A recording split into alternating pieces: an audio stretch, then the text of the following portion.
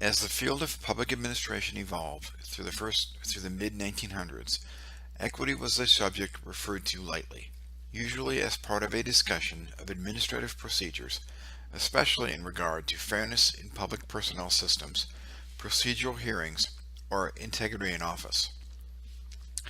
Paul Appleby wrote in 1947 that any adequate conception of equity has to have regard for the creative faculties of citizens, and that public administration must be concerned with this, and that the reality of equity depends upon it. H. George Frederickson inserted in 1971 that social equity must be part of the canon of public administration theory, research, and practice, joining it with efficiency and effectiveness as a foundational value.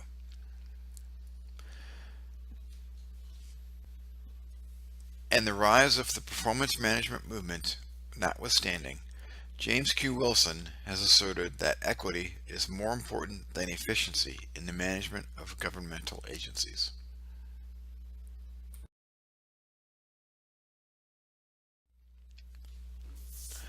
Discussions of social equity reflected changes in American society in the 1960s. Altered social institutions brought on by economic and societal changes caused social upheaval. The poor and minorities, groups which often overlapped, encountered inequalities in housing, education, and job opportunities at the same time that aspirations for these goals rose. In academia, symposia such as Changing Styles of Planning in Post-Industrial America argued that equity must be a central concern in planning.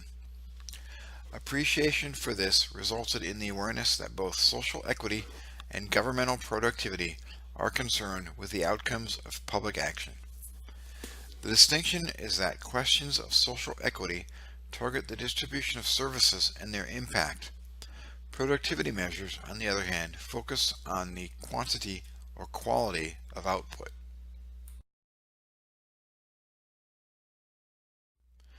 In 1974, Stephen R. Chitwood published a critical article in the journal Public Administration Review.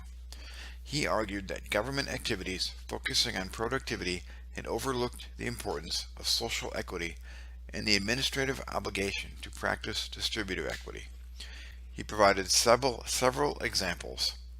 They included providing services such as education and police and fire protection to those who are unable to obtain them through market mechanisms and the quantity or quality that is essential. Also, providing services such as compensatory education and job training so that everyone has an equal opportunity to compete for and occupy all positions in society, including the most attractive ones. And for providing services that ensure that people will receive the benefits to which they are entitled under law, such as a public defender and outreach activities to notify them of their rights to program benefits. Also, to provide services such as food stamps and housing so that everyone can meet minimum survival needs. Chitwood also argued that the distributive function should occur in one of three patterns. They include equal services for all, so that anyone, regardless of income level or regardless of education or ability to pay, has equal access to services, or proportional services, meaning services delivered in amounts that reflect an increasing function of a specific characteristics, or unequal services that correspond to relevant differences. In other words, the quantity of service provided should vary directly with the specific characteristic possessed by the client.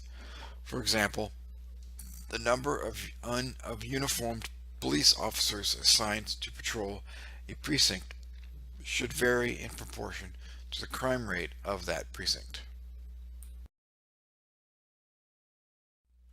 Models such as Chitwood's emerged at a time of high concern for fairness in the workplace, equal employment opportunities, affirmative action, and comparable worth. In this vein, it has traditionally been the courts that have been the change agents rather than administrators. Studies were commissioned to evaluate program formulation, results, efficiency, and equity or marginality. social indicators were used to highlight service gaps. The New York City Human Resources Administration even developed a total equity measure of the distribution of local poverty funds. Called the Fair Share Allocation Standard, it plotted the distribution of service money against the depth of poverty for a city's neighborhood. As society continued to change, interest in participative decision-making and collaboration between agencies and the recipients of services grew. There were calls for service delivery models conducive to doing with the client rather than doing to the client. Along with calls for collaborative decision-making and allocation processes came recommendations for incorporating social equity into the decision calculus.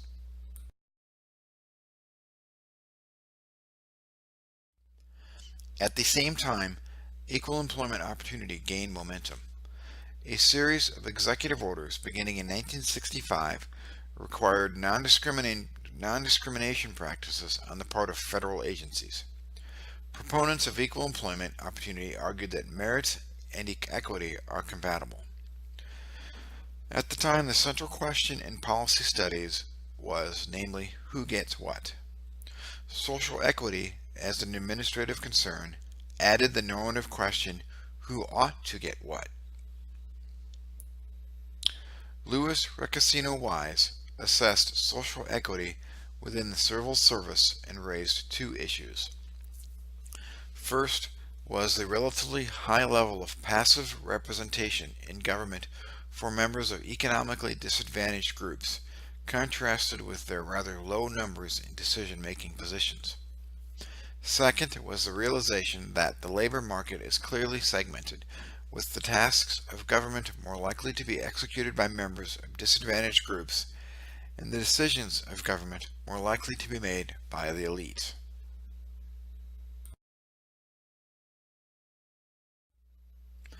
As we have been discussing, works by Rousseau, Locke, Hobbes, and Immanuel Kant provided the early fuel for arguments establishing that a government's protections of certain inalienable liberties and equalities were necessary for that government's legitimacy.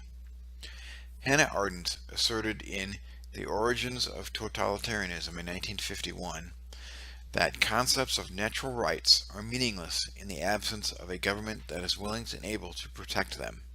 Simply put, while useful, natural rights do not exist in a vacuum, but rather take on their full meaning with respect to protection of those rights. The modern discussion of social equity largely began with philosophers reflecting on why societies that had been influenced by social contract theory still had great inequalities. According to social contract theory, morality consists in the set of rules governing behavior that rational people would accept on the condition that others accept them as well. People establish and accept a government to enforce those rules. In establishing a government, people give up some of their personal freedoms and give the government the authority to enforce laws and agreements. As we have said, those living under a government are parties to a social contract. Each person agrees to follow the laws of the state on the condition that everyone else also does the same. That way, we are all relatively safe from each other, and we all benefit from the social goods that society brings.